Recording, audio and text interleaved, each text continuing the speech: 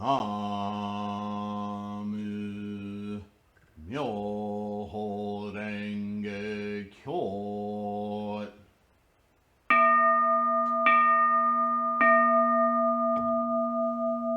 Namu Myoho Renge Kyo.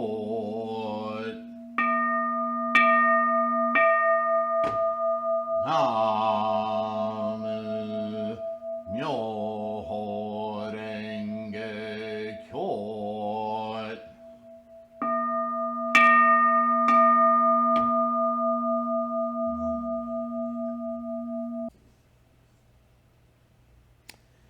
Namu Myoho Renge Kyo. How are you today? Hopefully you're healthy and safe.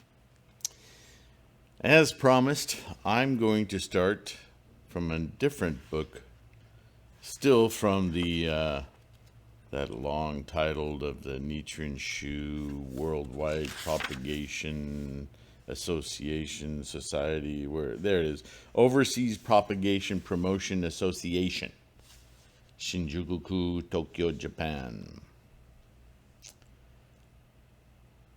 These are writings of Nichiren in the Nichiren Shonin Zenshu, complete writings of Nichiren Shonin. Volume 3, Theology 3 by Gyoko Otani, Tokyo Shunjusha, 1994, compiled by Kyotsuhori and edited by J. Shakashita. We are going to read, and this is going to take a little time. It's not that huge, but it is a large Gosho, and rightfully so, because this is Nichiren's, and I think it's the first writing of Nichiren I've read that expresses his, albeit condensed, exploration and definition of the different periods of Shakyamuni's teachings. So we hear all the time, the Lotus Sutra is the culminating teaching.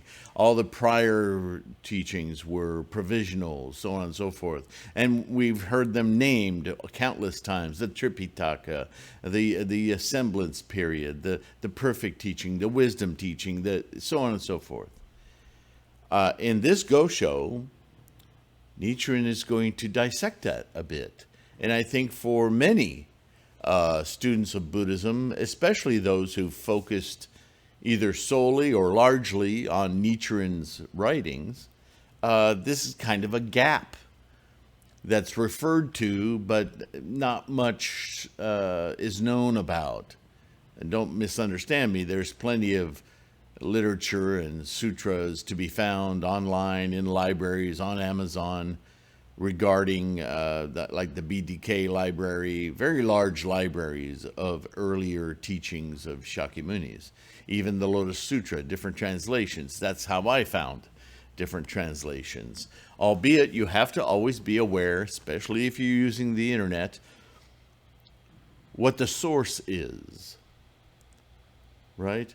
Obviously, if you go to a massive library on Shakyamuni's teachings and the library is owned by, books are stocked by, and the scholarship is written or authorized by a Tripitaka school, then you're not likely to find a whole lot of reference material on Tendai's teachings, let alone Nichiren. They might be included in there. They may not be. They may be completely not even listed, right? That's the nature of the sectarianism in Buddhism, even in the scholarship of said Buddhism. So you have to be sensitive to that, because that means that the translations you're going to read are generally going to be self-fulfilling, self-aggrandizing, right?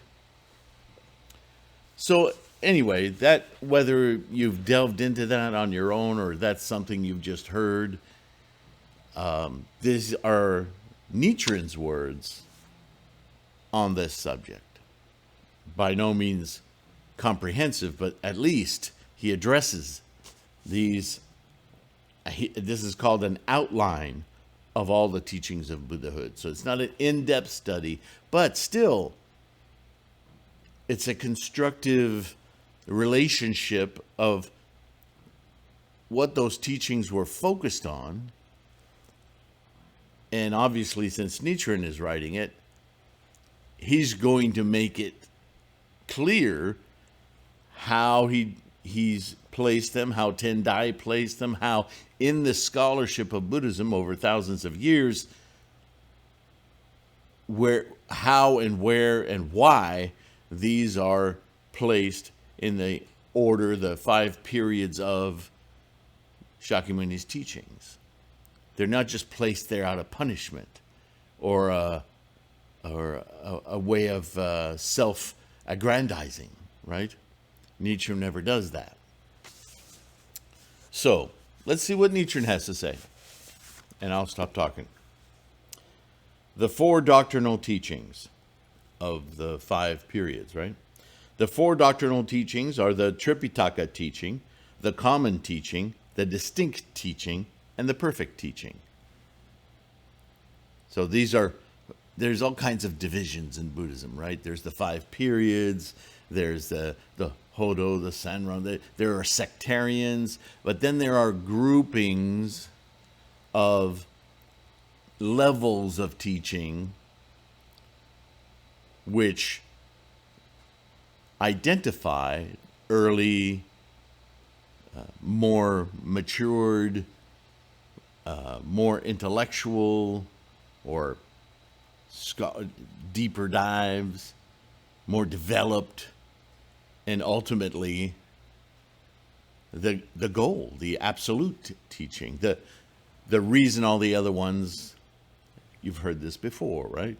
So let's see how that's constructed. Why would Nichiren repeat? He didn't invent this, but why would he repeat it just as it was defined by Dengyo, by Miaolo, by Tendai, so on and so forth?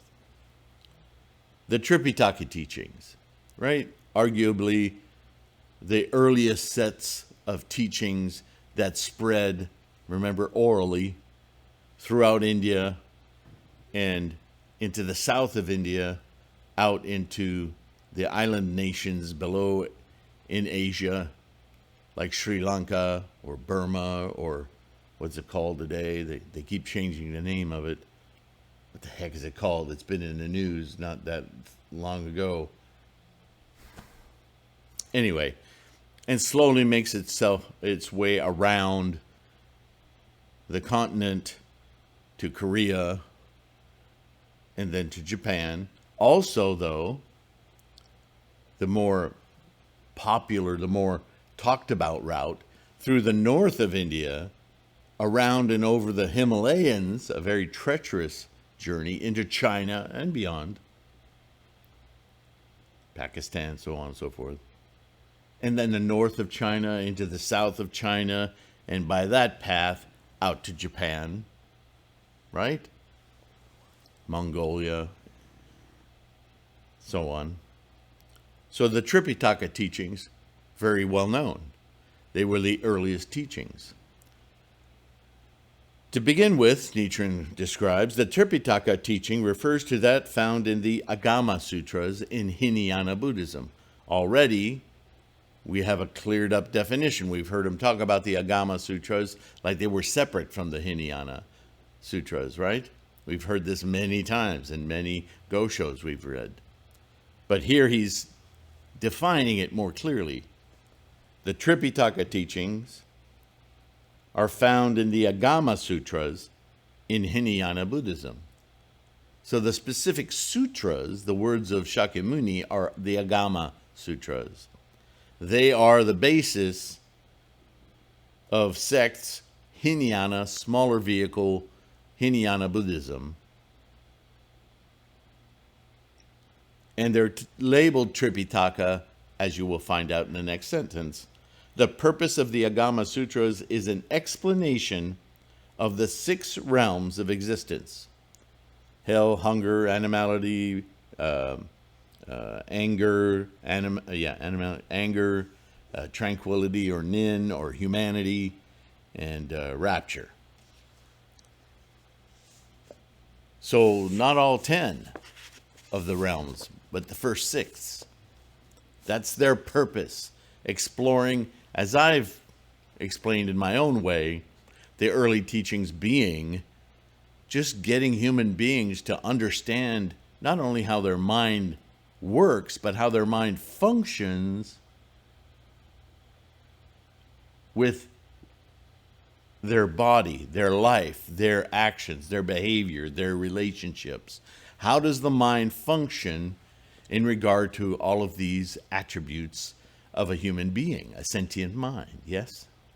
Where's the connection? How do they influence each other? That was a very, very mysterious, undiscussed relationship 3,000 years ago. Certainly to the degree Buddhism digs into it. Yeah? And this was revealing the principle of causality, retribution of joys or sorrows according to deeds. Yeah? What your behavior has been in the past and how that affects your present and infects or influences your future.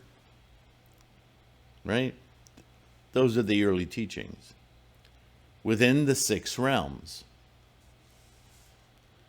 There's an explanation of the 10 realms of existence for living beings. Hell, realms of hungry spirits, beasts, asuras, demons, human beings, heavenly beings, or rapture, and Shravaka and Pratyeka Buddha, learning and realization, bodhisattvas and Buddhas. Concerning the environment, however, only the 6 realms are expounded, and therefore this teaching is called the teaching within the 6 realms. So they name the other 4, but their focus is on how the first 6 function. Makes sense because the first 6 are all about the way we course through samsara. And we need to understand and have a good grasp of our mind-body environment relationships before we can start to conceive of, because learning in Pratyeka Buddha aren't you're learning like an encyclopedia. They're about learning how to hone that ability, that learning ability, that hearing the Shakyamuni's actual teachings about the experience of Buddhahood, how to realize from those teachings truths leading to the possibility of your own realization of enlightenment. How, with that knowledge, you then can pursue the life of a bodhisattva who courses in that knowledge, influencing others, and ultimately to reach a level where you're enlightened, Buddhahood. So we name them all, but first of all, you got to learn how to walk. So we're going to concentrate on things that are much more easily experienced by all human beings, like rage and competition with others. And that's our lizard self, right? Our animal self. We'll see that easily. Anger, a little bit more evolved, right? So hell, hunger. Don't tell me there's a single human in Indian history or human history who doesn't understand hunger. But maybe you only understand it from the standpoint of satiating your appetite, your need for sustenance. A little more complex, your need for interrelationships, sexual relationships, intimate relationships. That's a hunger too. Sometimes hunger is for success, for power over others, to stop being a victim. So hunger gets more complex, right? So we can spend a lot of time on the 6 lower realms because they're more immediate, they're more verifiable. I know what that is. I felt that last week. Easier to teach somebody who has a relationship with what you're teaching that they can use to evolve to see more clearly, right? So the Agama Sutras focus on the 6 realms. They list the fact that there's 10, but if there's any hope of getting to those higher realms, you got to get this under control. And this is where monasteries are created, right? Deprivation of senses in order to understand deeply those senses, so on and so forth.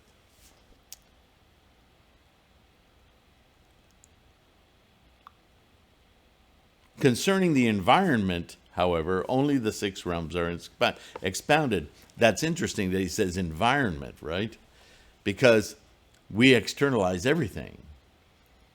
Again, because of our intimacy with these mental processes, it's easier for us to gain insights into how they function. As the Tripitaka teaching does not expound anything beyond the six realms, it does not reveal that there exists, besides such a defiled place as the land cohabited by ordinary people and sages in the triple world, the realms of desire, form, and non-form, such pure places as the land temporarily established for those who have destroyed major evil passions, deep desires, the land without hindrance for bodhisattvas of higher stages, that obstacles shed from those for people who course in that level of practice, and the land of eternal tranquil light, where one can be reborn by accumulated merits. An interesting way to put it. Right? The land of tranquil light, by this very statement, is a living land of human beings, not some faraway place or some other astral plane, right? The Tripitaka teaching also says that Buddhas appear one after another throughout the worlds of the past, present, and future, but never mentions that there are Buddhas residing in the 10 directions to preach in worlds all over the universe. It's a very earthbound teaching. Understandable for the time, right? The minute you go into the universe, the mind goes magical. Woo! Chariots in the sky. So let's just focus on here on earth, okay? Get this thinking, this mind thing under your belt. And then we'll explore this physical universe, not magically, but factually, scientifically, yeah? The term Tripitaka means 3 baskets. The basket of sutras, the teachings of Shakyamuni.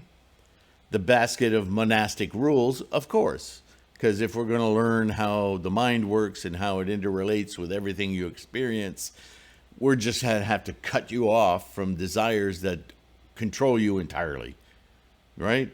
Like the kid in school is constantly looking out the window or playing games in his book or her book and just not hearing the lesson because you're off and doing your thing, right?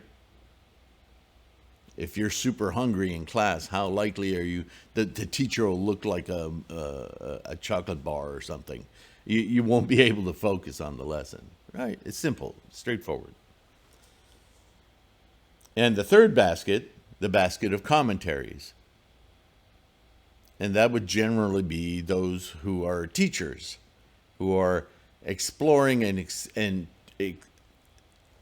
trying to explain the meaning of the teachings, which is the basket of sutras, and enforcing those monastic rules, telling you why they're necessary and how they'll help you evolve your mental state. The teachings of the Buddha are thus classified and stored in 3 categories. The Tripitaka is further divided into 3 learnings. 1, Buddhist precepts, another behavioral constraint, but they're Buddhist precepts. From the standpoint of your enlightenment, you should behave in this way. 2, meditation, rules for meditation, how to meditate, what you're hoping to accomplish in meditation, what you're working on in the monastery in order to understand the commentaries and ultimately the teachings of Shakyamuni Buddha, right? And third, wisdom. How does this improve, affect, open, create insights within your mind? How to evolve this skill, this emanation of your apparatus, this mind, to see clearly, to understand clearly, to be untainted, uninfluenced. How do we improve the capacity of your mind? It is sometimes said that there are Jo, Kai, and E, which are those three learnings, in the order of the Buddha's preaching. There are preachings that are Kai or Jo or E in order of practicing, and E, Kai, and Jo within regard to the doctrinal teachings. So there are aspects of rules, ways of meditation, and insight to each part of the Buddhist training. In the precept basket, there are various kinds of precepts, such as the 5 precepts, the 8 precepts, the 10 good precepts, the 250 precepts, and the 500 precepts, and so on. In other words, in different levels of teaching. It's like learning, again, you learn geometry, you learn about something called theorems. Not theories, theorems, right? You learn about concepts of the gradations of a circle, and the nature of a triangle, and the relationships of sine and cosine and tangents, right? You learn these different types of rules around concepts at different levels of geometry. Buddhism very much like that early on.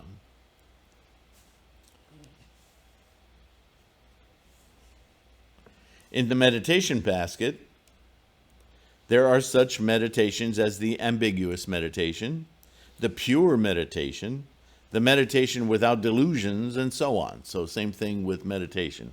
We've got all these different ways to meditate that hopefully will open certain doors of understanding, capacity for you, your mental ability. We're raising your mind. Yes? The basket of wisdom refers to the Buddha's wisdom through which one can understand suffering. What is it? Voidness or emptiness. What is that? Impermanence, egolessness, and so on. So the teachings are very conceptual.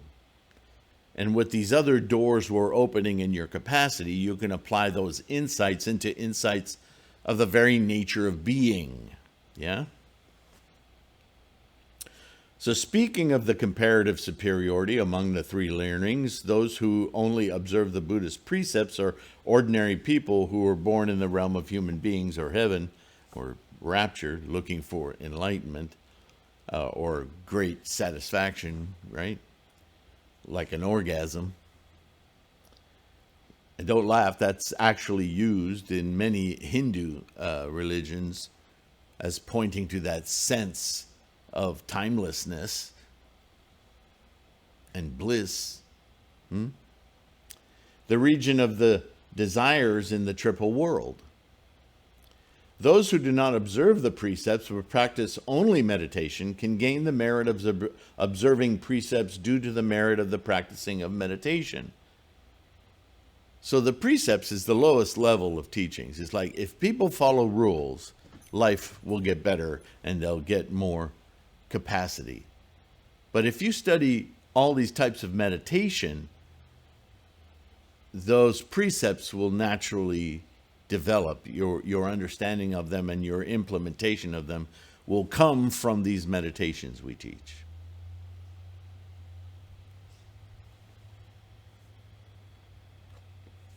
Those who practice the ambiguous meditation or the pure meditation can be born in the region of form or non-form of the triple world. In other words, your mind can grow to another level in your succeeding moments of existence, right? Birth, death, birth, death, birth, death, birth, death.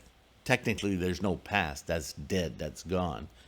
And the next is built on what you are now developing this moment. So remember that thinking. Those who have learned the meditation without delusions can become Sravaka or Pratyeka Buddhas. That's a more evolved understanding mentally of the precepts and the meditations. What is the goal here? Now we're starting to think about the nature of enlightenment rather than the nature of human samsaric life for betterment. We're transcending that a level.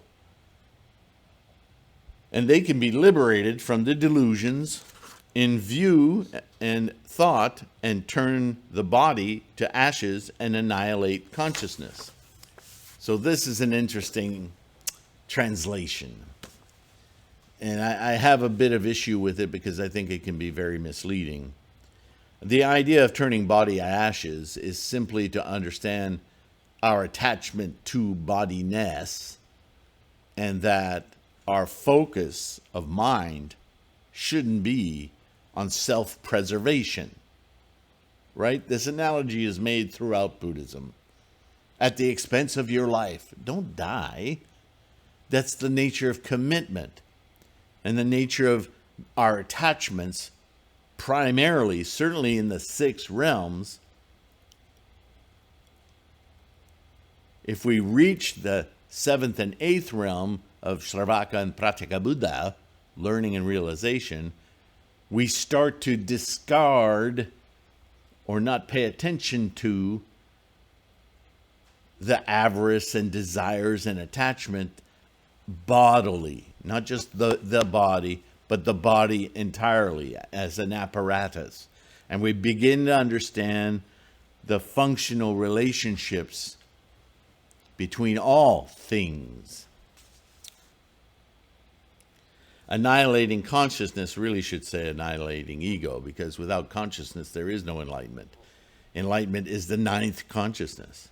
So to say annihilate consciousness is really to annihilate the enforced attachment thinking, which the shorthand for is ego, right? Those who have mastered the Buddha's wisdom perceive the body and mind as suffering, void, impermanent, and egoless, and are thus naturally equipped with the above 2 learnings. So, kind of said it there. But this is the limitation. See, Nichiren is obviating, without being prejudiced, he's obviating the nature of the teaching is thus, at this level. As a result, they become Sravaka or Pratyeka Buddha. Therefore, learning to observe the precepts is inferior to learning to practice in meditation, which is in turn inferior to learning to gain wisdom. However, the main objective of the Tripitaka teaching is learning to observe the precepts. For this reason, the precepts are explained in detail in the Sutra of the Last Teaching, which summarizes the Agama Sutras. So it's not that it doesn't teach anything else, but the primary focus of the Agama Sutras is living life by the rules. And at that time in history, there's a lot of need for people to be primarily educated and just follow the rules. If you're going to get anywhere in life, just follow the rules. Yeah? So it's still around. But that was the primary focus then. It is true that the Tripitaka teaching tells of the 6 realms in the environment and the 10 realms in the region of living beings. But because the teaching emphasizes the environment, the Tripitaka Sutras are called sutras revealing the 6 realms. Furthermore, while these sutras may show the 10 realms in the region of living beings, the enlightenment they preach for Pratyeka Buddha, or Bodhisattva or Buddhas, is nothing but that of Sravaka. Therefore, the Tripitaka teaching is also called the teaching for Sravakas. Although it is regarded as the supreme enlightenment for Buddhas, Bodhisattvas and Pratyeka Buddhas that transforms the body to ashes and annihilates consciousness. In Shravaka practice, there are ranks of wise men and sages, each of which is divided into 7 levels. Those still within the 7 levels of wise men are unenlightened. So basically what he said is, although they include talk about enlightenment, about bodhisattva, about, as he said, annihilating consciousness, this is not a high-level teaching. This is teaching those who are learning about the intent of Buddha's teachings, Shravaka's. They're not even truly Pratyeka Buddhas, people of realization, even though they talk about it as a potential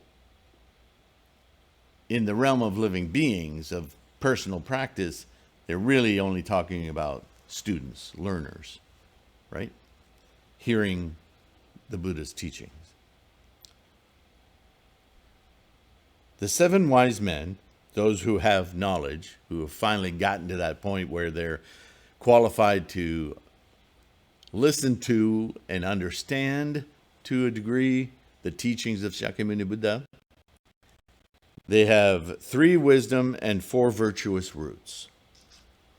A lot of dissections, a lot of rules, a lot of precepts, yeah? 5 ways to eliminate delusions, obviously reflected in the precepts and the meditations, yeah? To observe the 4 non-Buddhist misconceptions separately, to observe the 4 non-Buddhist misconceptions altogether. The 4 virtuous roots, to burn up evil passions, in other words, to somehow eliminate their earthly desires. To see clearly the law of cause and effect. Oh, that doesn't just happen randomly. Actions lead to other reactions, so on and so forth. To understand that, that's very primary teaching. To realize the doctrine of the 4 noble truths, right? And to be the wisest. In other words, you're the one with the most gold stars in class. You excel at being able to understand the order of the precepts, how to do the different meditations, so on and so forth. Those who stay in the 7 levels of wise men are wiser than ordinary men of the 6 realms. Of course, they're studying, right? Though they potentially have delusions and evil passions within themselves, they are wise men because they reject the delusions of life and death and suppress their evil passions. So they're getting it under control. They're disciplined. They're like the wise men Shu Yu and Chao Fu in ancient China, mentioned in a non-Buddhist Chinese scripture. We're not familiar with those stories, but he's going to give us a clue here. It is said that King Yao tried to appoint Shu Yu to be the chief of the 9 states, but thinking that his ears were defiled by hearing such a plan, because that's about, what's the word? Boy, I'm suffering today. Ambition. Ambition was seen as something very hungry ghosts, right? Animality, anger. It's the lower 6 worlds. Can't do that. Can't have ambition. So because he was offered that, his ears, he thought, were being defiled by this request of him. So he washed them in a river. So powerful is this story about not being someone with ambition that when he washed his ears in the river, Chao Fu, who happened to hear the story, just as he brought his cows to drink from the river, he stopped his cows from drinking in the river. Like somehow his cows would get this defiled idea of ambition in them. And how terrible would that be? That's fascinating. So from this, Nichiren goes to the 5 ways to eliminate delusions. We're learning a lot about Tripitaka, aren't we? And the Agama Sutras. Interesting. One, to calm a distracted mind by counting the number of breaths. Oh my gosh, how many times have I heard about breathing meditation? And isn't that how to attain enlightenment? And that's all one needs to do. Come on, people. It's a tool to self-calm, but it's not a tool to self-Buddhize, right? To self-realize the Buddha wisdom of the entire engine of life, the universe, and our role in it, our observation of it. No. This is quite clearly to calm a distracted mind by counting the number of breaths. Okay. When a doctor or an emergency person or a friend, like these are rules of first aid, and somebody just had an accident or some shock or whatever, the first thing you do is calm them down. Take some deep breaths. Sit down, relax. Right? Same thing. Number 2, to eliminate greed by observing impurities in the body. Not sure how that works. You could dive into that more deeply and see where that comes from. But I think even thinking about it in terms of our imperfections, we can make a correlation between our desire for other things, like we're filling up some little holes in ourselves, right? I've heard people say that. In French, there's a saying about eating food, that sometimes you just eat to fill a hole. And then you're satiated. I ate enough. J'ai bouché un trou. I plugged a hole. And the analogy, it's kind of nonsensical, but in a way it makes sense. Yeah. To eliminate jealousy by having compassion in mind. Well, that person always, they take this or blah, blah, blah. And instead think of them as, wow, that person's so needy.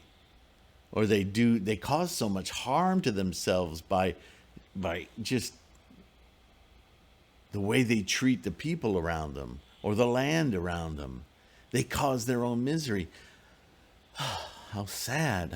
How could I help that person realize they're causing their own strife, right? To eliminate ignorance by seeing the interrelationship of all existence. That's a biggie. And what you're eliminating is ignorance. Because the more you understand how things interrelate, the more wise you are, the more understanding you are of the processes of everything, life. To overcome obstacles against the Buddhist practice by seeing the 6 elements constituting the world.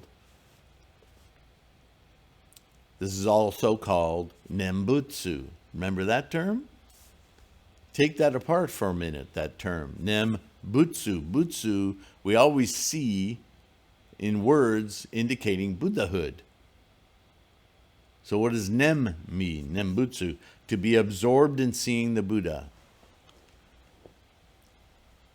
Single-mindedly seeing the Buddha. Now, Nichiren very much rails against Nembutsu because the Butsu that's being focused on is a non-existent storytelling expedient means. Worse, it's an expedient means that teaches people that this life is not for enlightenment, that it's only after they leave this life that they'll get to the pure land of Amida Buddha. And so they chant Amida Buddha, Amida Buddha. That's not Buddhism. So when Nichiren talks about Nembutsu, he's talking about those people of the Pure Land sects, of the Amida Butsu sects, who are focusing on emulating death. They don't get it. That's not Buddhism. Buddhism is about this life, this here and now. Where are you going? That Pure Land isn't anywhere else. It's right here. You simply need to awaken. So don't go dreamland into Amida Buddha land that doesn't exist. That's not even Buddhism. So Nichiren uses Nembutsu in a very negative way constantly, but now we see the root of it is simply this absorption into seeing Buddha. That's not necessarily a bad thing, but if it's misdirected, it's a horrible thing, right? Interesting. Finding out a lot, aren't we? Let's go a little further. He continues. The first of the three wisdoms focuses on the 5 ways to eliminate delusions. 3 of these, 5 of that, contains 7 of that. Oh, man, a lot of numbers in early Buddhism, yeah? 1, to calm and distracted mind by counting the numbers of breath. 2, to eliminate greed by observing impurities in the body. Yep. To eliminate jealousy by having compassion in mind. To eliminate anger or ignorance by seeing the interrelationship of all existence. And 5, to overcome obstacles against the Buddhist practice by seeing the 6 elements, earth, water, fire, wind, space, and consciousness, that constitute all existence in the world. This is also called Nembutsu. To observe the 4 non-Buddhist misconceptions separately. Remember, he mentioned that earlier. 1, body, pure for Brahmins, impure for the Buddha. Interesting. These are the 4 non-Buddhist misconceptions. Feeling, the triple world is comfortable for Brahmins, but suffering for the Buddha.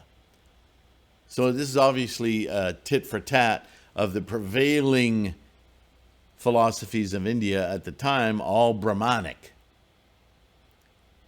all variations, Hinduism, all based on the Brahman gods.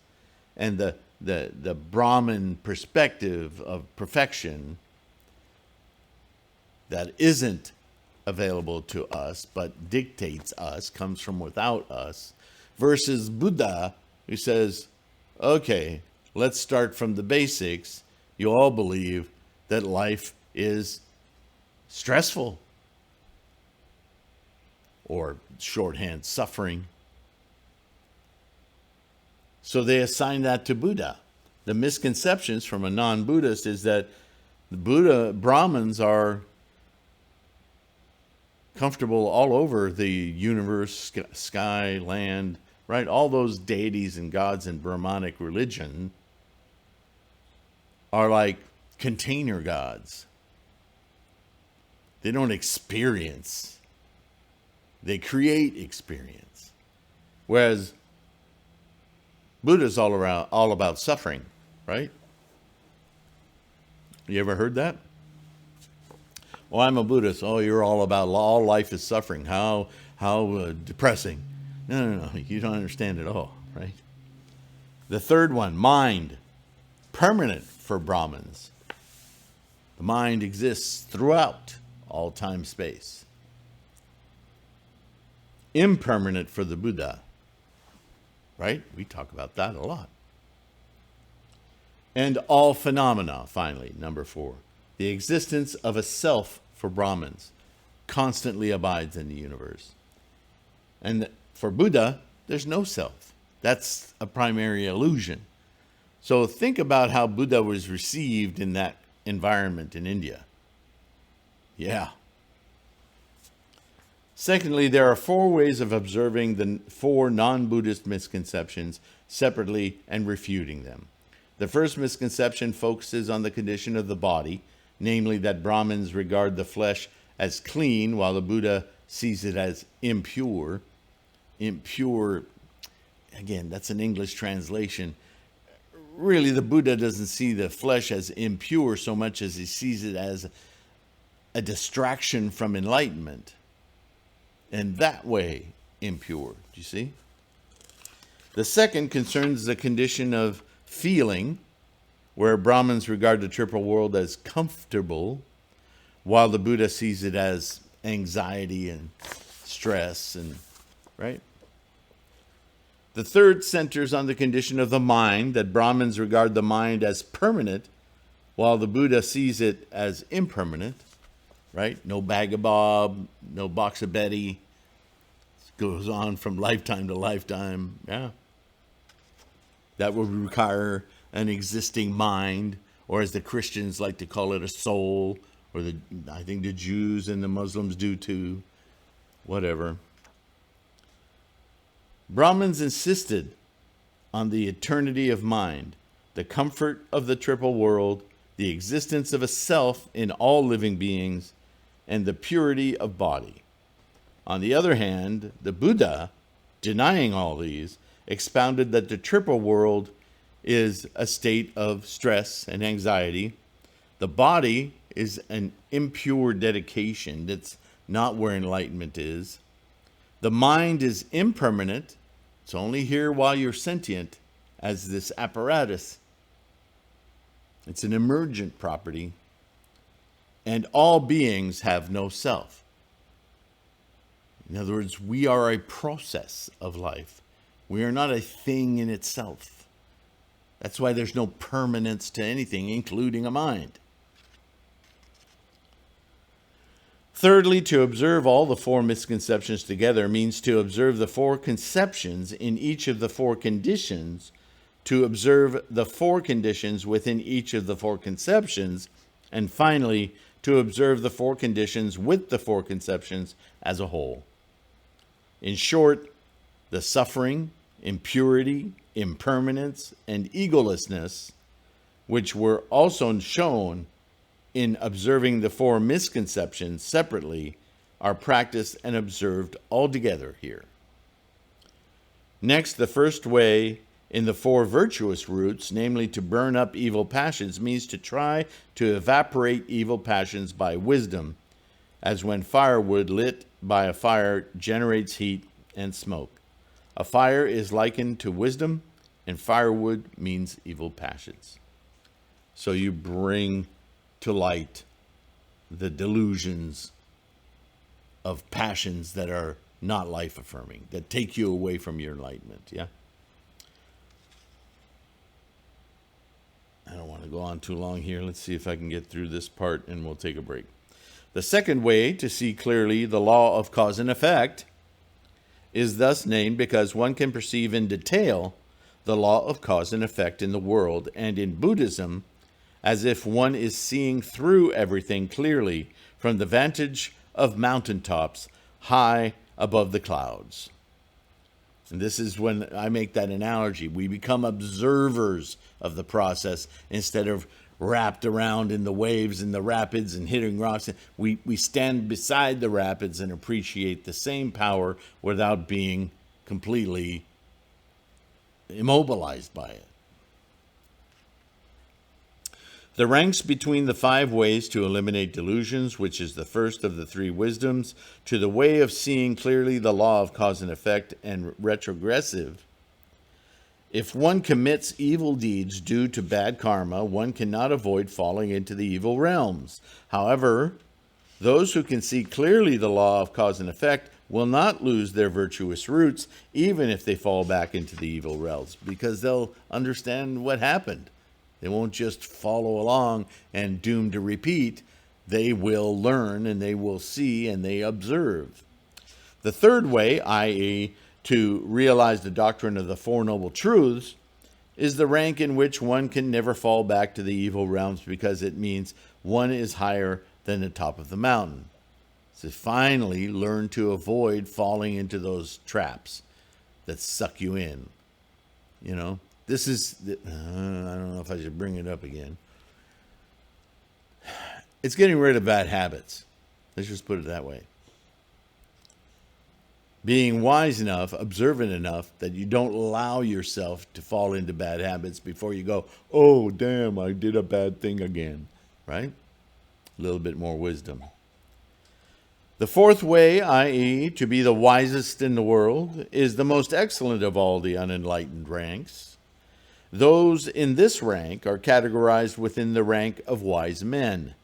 They are also close to the level of sages, that they will become sages with slightly further improvement.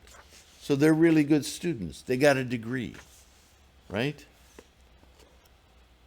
And now we're going to explore the 7 sages, those who go right way to nirvana. And I think that's a good place to stop. And we'll continue there in the next video. I hope you're finding this helpful. There's very little discussion amongst those who practice Nichiren on Nichiren's description of the scholarship he obviously studied, but encapsulating them in simple, quick reference chart kind of form to remind people of these stages of learning. He's doing it in service of demonstrating once again how the Lotus Sutra is the ultimate form. But to say that is one thing and expect everyone to just go, okay. And to describe early, middle, more to describe them accurately and give you an idea of why the Lotus Sutra, why does he say that? Why does Tendai say that? Why does Dengyo say that? Why does Buddhist scholarship constantly go here? It's obvious. It's in the teachings themselves. So it's another way Nichiren is providing insight that should be in anyone who's practicing Buddhism to see, but people are lazy. And people are told what to do. And so they do what they're told what to do. So if some wise man with a lot of knowledge comes to them, to you, to me, to others, humans, and starts telling us this is the way, and you don't study to verify it, then you're just going to do what they say until you find that something doesn't work or something doesn't fit.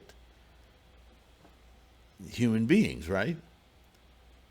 So Nichiren is taking the time and he's saying, look, I keep repeating this and showing you the scholarship and why the Lotus Sutra is the ultimate, the self-practice, the goal of Shakyamuni from the get-go. But let me show you in Shakyamuni's own words why the progression is obvious. How do we get here from there? So you can make up your own mind. So you can gain the insights that will let you see the same thing I see. Right? And just like Shakyamuni, I think to myself every day, how can I bring people to enlightenment? Right? That's what we read in Gongyo every day. All right. Thanks for listening. Thanks for being here. Thanks for your support. Go to Patreon or paypal.me/SifuSylvain if you can afford it. Any little thing helps. But primarily, liking, subscribing are big mechanisms in YouTube to help promote and therefore get these videos and these teachings into more eyeballs and more eardrums so that we can spread this Lotus Sutra Buddhism and change the directions in this world. We have so much negativity and crisis around egos and stupidity. We don't need to be doing that. Right? So let's change it together. Let's make a huge influence. Get this world back on track. I'd like it to stick around for a while. We got work to do, right? All right, my friends. Thank you once again. Namo Myoho Renge Kyo. Keep your practice strong. Be kind to yourself. Watch your health. Still have a lot of danger out there health-wise. All right? Take precautions. And I will see you in the next one, okay? Thanks for being here. And bye for now.